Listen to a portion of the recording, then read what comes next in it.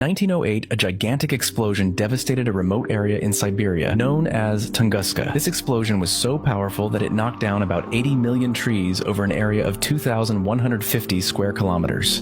The cause of this explosion continues to be a subject of intense debate and study. The most widely accepted theory is that a meteor, or perhaps a fragment of a comet, exploded in the air before reaching the ground. The explosion occurred at an altitude of 5 to 10 kilometers, releasing energy equivalent to 10 to 15 megatons of TNT, about 1,000 times more powerful than the atomic bomb dropped on Hiroshima. Interestingly, no fragments or craters were found to definitively confirm the meteor theory. This left room for other hypotheses, such as the explosion of underground natural gas or even more exotic theories, like extraterrestrial intervention. The Tunguska explosion still intrigues scientists, as it represents a rare and catastrophic natural phenomenon that could happen again. Ongoing studies seek to better understand the event to predict and mitigate possible future impacts. The Tunguska event reminds us of the destructive power that nature can exert